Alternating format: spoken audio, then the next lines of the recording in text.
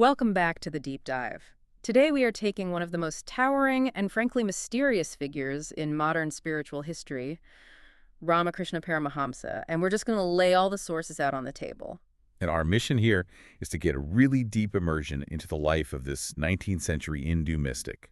Mhm. This is a man born Ramakrishna Chattopadhyay, who many to this day still revere as an avatar, as a divine incarnation. Right, and we're not just doing a simple biography, we're really dissecting the life of a man who somehow synthesized the world's spiritual paths. And not through, academic study, but through direct, personal, and often incredibly demanding experiments. The sources cover everything. I mean, from his childhood in a poor village, all the way up to him becoming the central figure in what we call the Bengali Renaissance. What's so fascinating to me right from the start is how the source material frames him. He's not just a holy man. No, not at all. They call him a spiritual scientist. And his core teaching, the hypothesis he spent his whole life testing, was this idea of the essential unity of all religions. And it's so much more than just tolerance, isn't it? He wasn't just saying, let's all get along. Exactly. He was demonstrating that if you follow any of these paths with absolute rigor, they lead to the exact same destination. Okay, let's unpack that right now because that is such a radical claim. It's a claim of universal validity based on his own, lived experience. It is, and the most famous way he explained it was with his analogy of the lake. He said, God is one, but we have all these different names. Krishna, Shiva, Jesus, Allah. The lake with the multiple ghats. The very same. A ghat, for anyone who doesn't know, is just a set of steps leading down to the water. So Ramakrishna paints this picture of a huge cosmic lake with many of these ghats. Okay. At one ghat, he says, the Hindus come down with their pots and they draw water and call it jal. At another, the Muslims come, maybe with their leather bags, and they call it pani. And Christians call it water. Precisely. And he asks this incredibly simple, powerful question.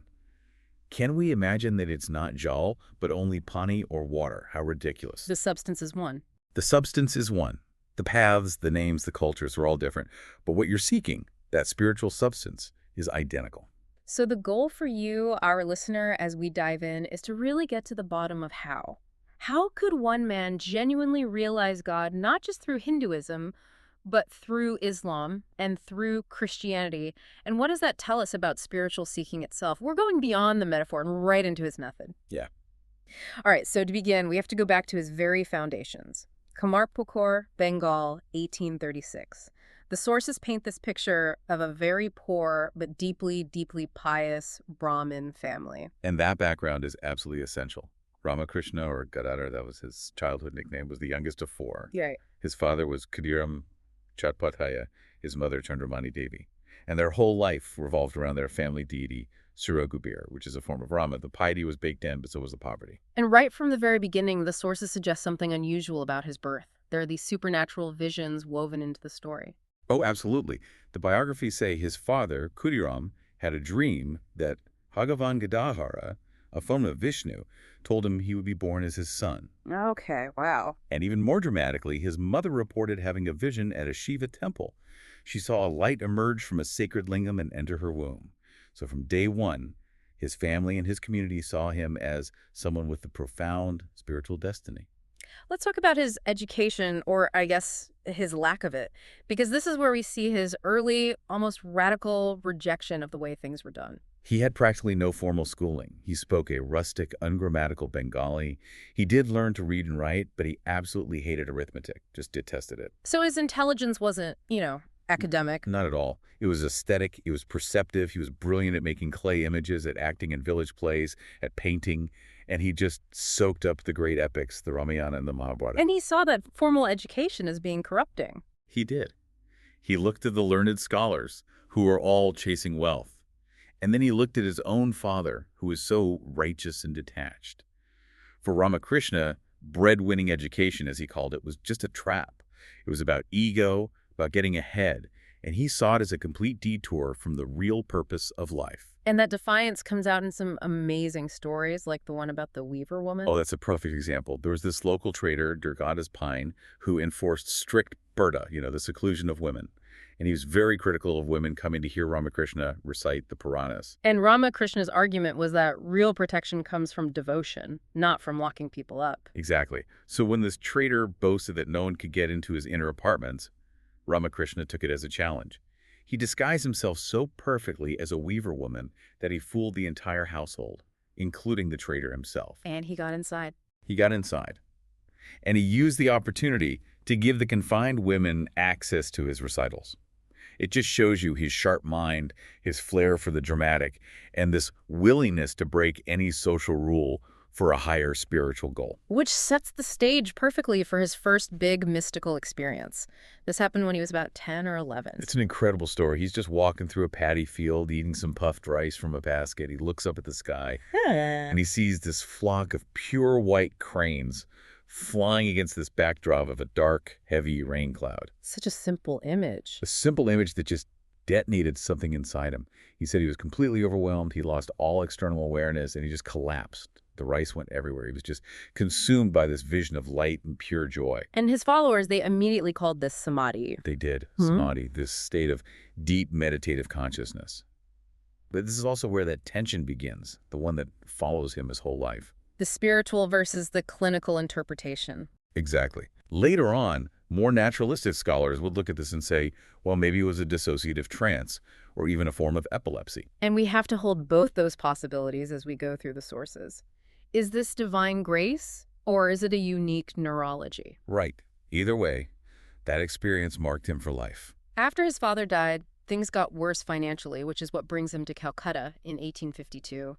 And this leads him to the single most important place in his entire life, the Dakshineswar Kali Temple. A temple founded by Rani Resmani. She was this incredibly powerful, wealthy widow and a passionate devotee of the goddess Kali. But crucially, she was not a Brahmin. And in the rigid caste system of the time, that was a huge problem. A massive problem. The Orthodox Brahmins refused to serve as priests or even accept offerings at a temple consecrated by a non-Brahmin. It would have made the whole project invalid. So Ramakrishna's older brother, Ram Kumar, finds a workaround. A clever one.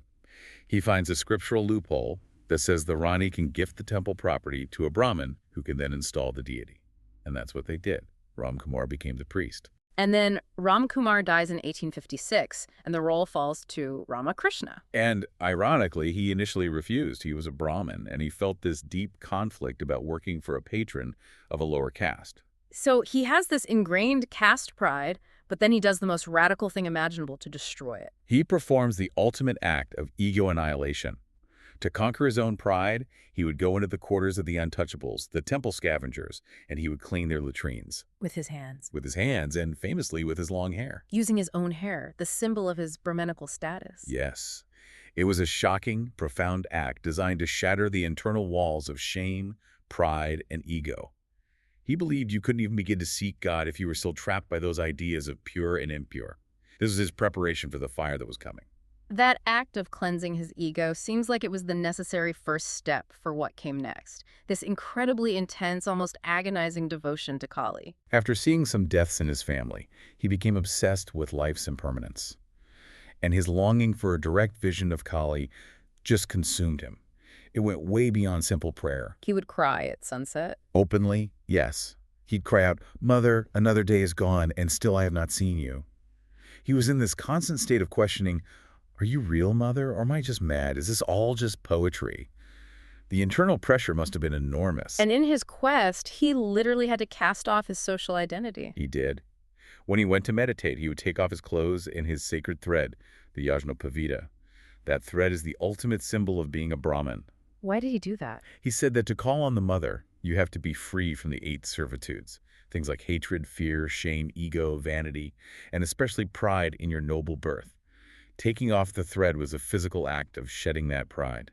This all builds to what is probably the most dramatic moment of his early life, the near suicide in the temple. The pain just became too much, a physical agony. He felt he had failed. So in total despair, he grabs the ceremonial sword hanging in the shrine, determined to end his life. But instead of death, he has this cosmic vision. An unbelievable vision. He said just before he fainted, he saw not a statue, but a boundless, infinite, conscious sea of light. He described these brilliant waves rushing towards him, crashing over him, and pulling him down into the unknown bottom. So he wasn't seeing a person, he was merging with an ocean of consciousness. That's it, exactly. He lost all awareness of the outside world, and all he felt was this current of intense, unknown bliss.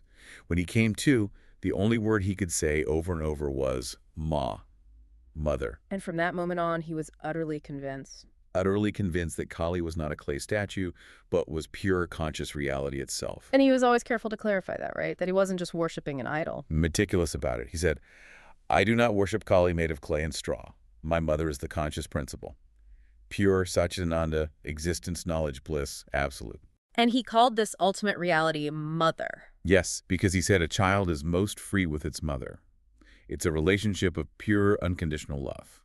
Now, in the middle of all this spiritual intensity, his family tries to ground him. They arrange a marriage. They do. In 1859, he's married to Sarada Devi. He was 23, and she was only 5 years old. The whole idea was to steady him, give him some worldly responsibility. But it didn't quite work out that way. Not at all. By the time she joined him at Dakshineswar when she was 18, he had fully embraced the life of a sannyasi, a total renouncer. The marriage was never consummated. Instead, he performed a ritual where he worshipped her as the Divine Mother. The Shodashi Puja. It's a profound, radical act. He saw her not as a wife, but as the living embodiment of the Divine Mother he'd been seeking. She became known as the Holy Mother and was absolutely central to the movement after his death. So the marriage failed to contain him. And what followed was this period the sources call a spiritual tempest. It sounds less like peace and more like a total physical breakdown. It was. He claimed he didn't sleep for 6 straight years. His eyes, he said, literally lost the power of winking. He'd look in a mirror and his eyelids just wouldn't close. And he lost all sense of his own body. To an extreme degree. His hair got matted, and birds would literally perch on his head to pick at rice grains caught in it. Snakes would crawl over his motionless body. He said at first he was terrified. He thought he had some terrible disease. But the mother comforted him. Yes. She assured him this was all part of the process. And again, you see that tension. For his followers, this was the necessary purification of the body to hold God consciousness. For a critic, it could look like a prolonged state of extreme mental illness. But it's clear that he had to go through that fire, that complete detachment from his physical self, to be ready for what he was about to do next. His body and mind were being forged into an instrument for universal exploration. And this next section is really what defines his entire legacy. These methodical, intense experiments in other religious disciplines. It started with Tantra in 1861. Yes, and his guide was a woman, an itinerant ascetic named Haravi Brahmani. Her arrival was so important because Ramakrishna was so far out on a limb, he was worried he was going mad. His ecstatic states were so extreme. And she told him they were authentic. She did. She was an expert in Tantric and Vaishnava texts. And she confirmed that his experiences, like Mahaprabhu, this supreme loving devotion, were all described in the scriptures. He wasn't crazy. He was an advanced soul. So under her guidance, he dives into Tantra. Head first. The goal of Tantra is to transcend the idea of holy and unholy, to see the divine feminine power, Shakti, in everything. And he went through the practices at an incredible speed. At astonishing speed. He reportedly completed 64 major tantric sadhanas, or disciplines, in just 3 days each, which just shows how advanced he already was. This includes the really controversial stuff, the Vamachara, the left-hand path. It does. Vamachara uses things that are normally taboo, eating meat, fish, drinking wine, even sexual intercourse, to shock the practitioner out of their dualistic thinking of good and bad. But Ramakrishna himself warned his disciples away from that path. He did. He called it a valid road, but a dirty and dangerous one. And the biographies are very clear on this point. He himself did not need to perform the most extreme acts. What do you mean? His consciousness was so elevated that merely the suggestion or the intention of the act was enough to give him the spiritual result. He didn't need to physically drink wine or engage in sex to transcend the mental barrier associated with them. After Tantra, he moved on to Vaishnava Bhakti, which is all about loving devotion to Vishnu and his avatars like Rama and Krishna. And he explored it through different emotional attitudes, or bhavas. First, he took on the attitude of a servant, Dasya Bhava, worshipping Rama as if he were the great devotee Hanuman. That ended with a vision of Sita, Rama's wife, merging into his own body. Then he tried being a parent. Vatsalya Bhava, yes. Yeah. He had a small metal statue of the child Rama, Ramla, and he worshipped it as a mother would. He cared for it, fed it, played with it, until he felt the living presence of the child God in the statue. He said it came alive for him. And then the most radical of all, the lover's attitude, Madhura Bhava. This is where he emulated Radha and the gopis in their passionate love for Krishna. And to do this, he felt he had to completely eliminate the idea of male identity from his mind. So for several days, he dressed and lived as a woman. He lived as a woman. Completely. It was a radical method to root out what he saw as a major spiritual obstacle, the idea of sex. And that practice culminated in a vision and union with Krishna Savikalpa Samadhi. So having explored the major Hindu paths, he then does the truly unthinkable for the time. He steps outside of Hinduism entirely. In 1866, he decides to practice Islam. He just said this also is a path to the realization of God. And he was initiated into Sufism by a man named Govinda Roy. And this wasn't just a casual study. No, it was total immersion. For 3 days, he lived as a devout Muslim. He repeated the name of Allah, he prayed 5 times a day, he wore Muslim clothes, and he said he felt a complete disinclination to even look at the Hindu deities in the temple. And what was the result? After 3 days, he had a vision of a radiant personage with a grayed countenance and a white beard, who he identified with the prophet, merging into his body. And that experience, fascinatingly, culminated in him merging into the formless, absolute Brahman. The same goal. He reached the exact same goal. The exact same goal. And then he did it again with Christianity a few years later in 1873. He had the Bible read to him. But he had a problem with a core Christian doctrine. He did. The doctrine of sin. He couldn't stand it. He refused to listen to parts that constantly talked about humans being sinners. He argued that constantly thinking I am a sinner is the greatest sin of all because it drags the mind down. He said, you should think, I've taken the name of God, therefore I am sinless. It's a focus on inherent divinity over inherent brokenness. Perfectly put. And once again, his deep engagement led to a vision. He was looking at a painting of the Madonna and Child, and he saw it come to life, the light from it entering his heart. And then a vision of Jesus himself. A few days later, yes, he saw Jesus walking towards him.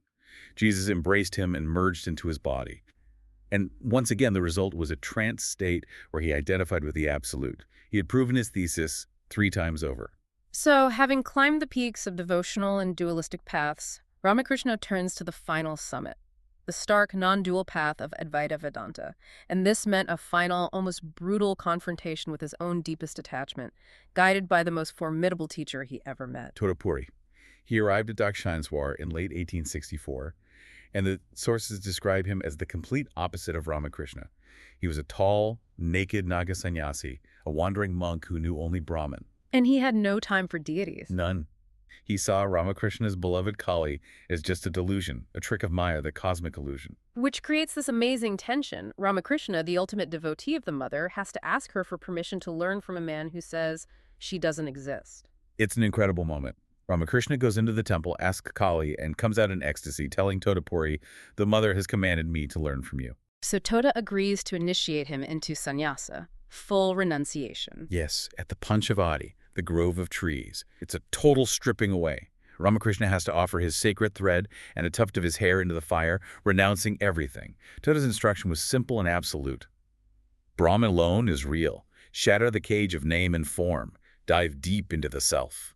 Ramakrishna sits to meditate, aiming for nirvikalpa samadhi, the state beyond all thought and form. But his years of devotion create one last barrier. The form of his divine mother, Kali, appears in his mind, and he can't get past it. It's too familiar, too beloved. He tries, but he can't make his mind go blank. He cries out to Toda, it cannot be done. I can't stop my mind from functioning. And Toda's response is, not gentle. It's pure, cold fury. He's enraged that this illusion still has such a hold. He looks around, finds a sharp piece of glass on the ground. Wait, a piece of glass? A piece of glass. And he forcibly pierces Ramakrishna's forehead, right between the eyebrows, shouting, collect the mind here to this point. Wow, that's extreme. It was the shock he needed. Ramakrishna, with this new determination, visualizes a sword of knowledge and mentally cuts the form of the mother in two. He destroys his own most cherished vision. He does. And the second that form is split, his mind rushes up and merges completely into the formless absolute, Nirvikalpa Samadhi. And Todapuri, the master who had strived for 40 years, is just left in shock. Total astonishment. He finds Ramakrishna sitting motionless, completely absorbed for 3 full days. He'd never seen anyone achieve it so quickly or sustain it so effortlessly. But it didn't just last for 3 days. The sources say it lasted for 6 months. Which is supposed to be physiologically impossible. The belief is that the body can't survive in that state for more than 21 days. But he stayed there. Apparently, another monk found him and understood what was happening. This monk would literally beat him with a stick to bring a flicker of consciousness back so he could force-feed him. Just to keep his body alive. Exactly. Until Ramakrishna finally received a command from the mother to return, to stay in a state called Bhavamukha, on the border between the absolute and the relative worlds, for the good of humanity. And that return led to his greatest philosophical breakthrough, the reconciliation of the formless Brahman and the personal active power of Kali, or Maya. This is where he really transforms traditional Advaita. Instead of seeing Maya as just an illusion to be rejected, he realized that Maya is Shakti, the creative power of Brahman itself. They aren't two different things. The power that creates the universe is not separate from the ultimate reality. Precisely. His great unifying statement was, the personal and the impersonal are the same thing, like milk in its whiteness. The Divine Mother and Brahman are one. You can't have one without the other. He also made Maya more practical by splitting it into two types. Avidya Maya and Vidya Maya. Avidya is the negative stuff, greed, ego, lust that binds you. Vidya is the positive stuff, devotion, kindness, wisdom that liberates you. The idea is to use the good Maya to conquer the bad Maya, and then you become free of Maya's grip altogether. And in the end, even the rigid Advaitin, Totapuri, was humbled by this vision. Completely humbled. First, he flew into a rage when a servant used some charcoal from his sacred fire. And Ramakrishna just laughed and laughed, pointing out how the great non-dualist was caught by attachment to a fire pit. But the real breaking point was when Tota got sick. He got severe dysentery, terrible pain. In his mind, trained to escape the body, couldn't do it. The pain was too strong. In agony, he decides to commit suicide by drowning himself in the Ganga. But he couldn't. The river wouldn't get deep enough. He just kept waiting and waiting. And in that moment of total frustration, he has this blinding vision of the Divine Mother, Kali, filling all in space.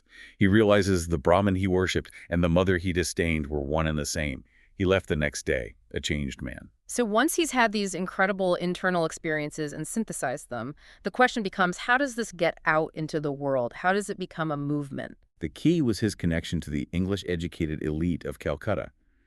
And the turning point was his meeting with Keshab Chandra Sen in 1875. Keshab was the leader of the Brahmo Samaj, a huge religious reform movement. He was an intellectual heavyweight. So when Keshab accepted Ramakrishna's teachings, it gave him massive credibility. Huge credibility.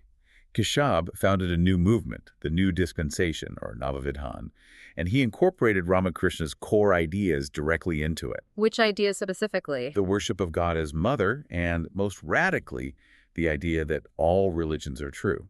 Keshab started publicizing Ramakrishna's life and teachings in his journals, which is how he became known to the Hadralok, the educated middle class, and eventually to Europeans. And that's how he first gets noticed in the West. That's the beginning. Later, the great Indologist Max Mueller wrote an essay about him, and that really cemented his place as a world figure. But of course, the single most important person for his global legacy was his star disciple, Narendranath Dutta, who we now know as Swami Vivekananda. Right, and their first meeting is a great story. It is.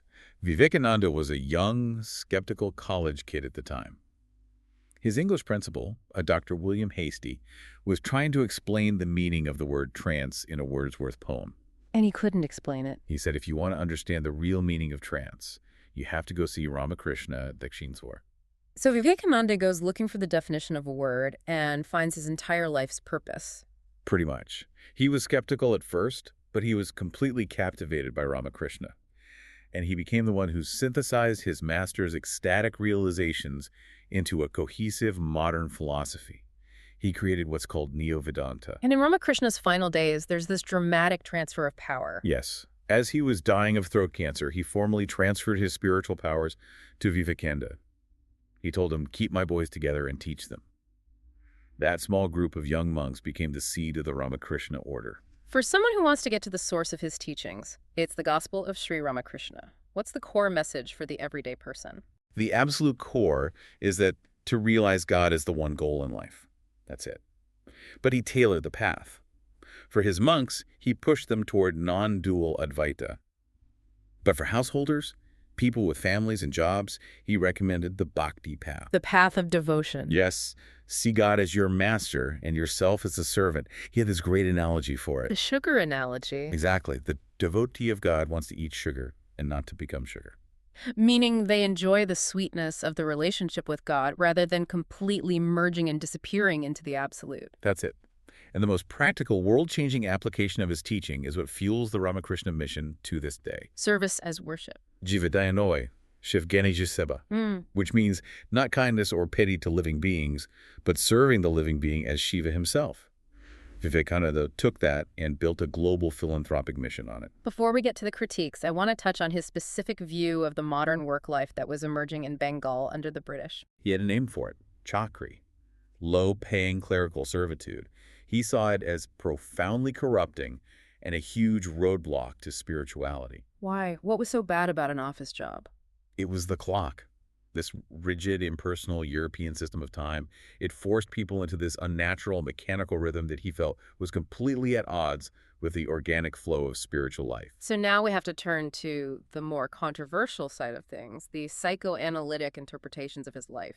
This really started when the writer Romain Rolland described Ramakrishna's mystical states to Sigmund Freud as an oceanic sentiment. But later scholars took it much further. Yes, people like Sudha Kakar and, most famously, Jeffrey Kripal in his book Kali's Child, argued that Ramakrishna's intense visions and his famous aversion to women could be seen through a clinical lens. As symptoms of repressed homoeroticism. That was the core of Kripal's argument. It focused heavily on his teaching against Kamini Kanchana, which literally means women in gold. And Kripal's translation was key to his argument. It was. He translated it as lover in gold, suggesting it was a very personal psychological aversion to physical intimacy with women, rather than a universal teaching against lust. And what was the response from the Ramakrishna order and other scholars? A very strong rebuttal. They argued it was a linguistic misconstruction.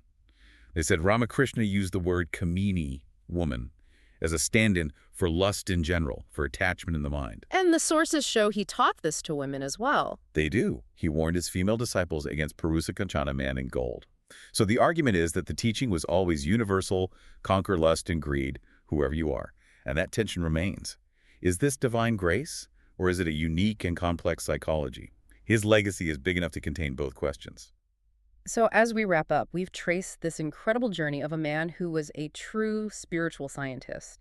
He validated the world's great spiritual paths, not in a library, but in the laboratory of his own body and mind. And that central synthesis, that's what we keep coming back to. His ability to just transcend the normal barriers of caste, of creed, of religious dogma by actually living them intensely. It was a physical demonstration. He proved that the core experience, that God realization, was the same, whether he was approaching it as a Hindu, a Muslim, or a Christian. He gave experiential proof to that ancient Vedic saying, truth is one, the wise call it by many names. And yet, and this is so important, his universalism wasn't an invitation to just dabble.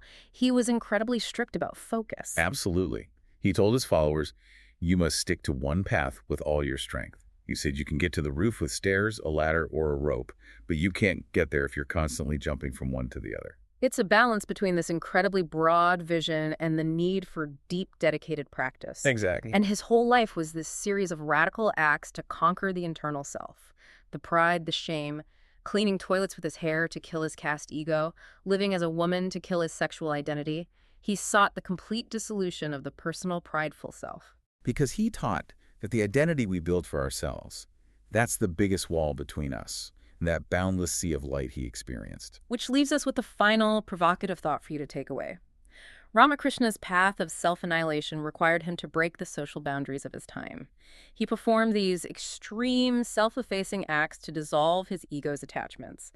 So how does that principle translate into our modern secular world? If the goal is to dissolve the prideful personal identity, what scavenger tasks could one undertake today? What self-effacing acts could dissolve the identity ties that bind the modern self? Think about the pride we have in our social media profiles, our job titles, our political affiliations. If those are the things that separate us from a greater reality, what would it take to actually, truly set them aside?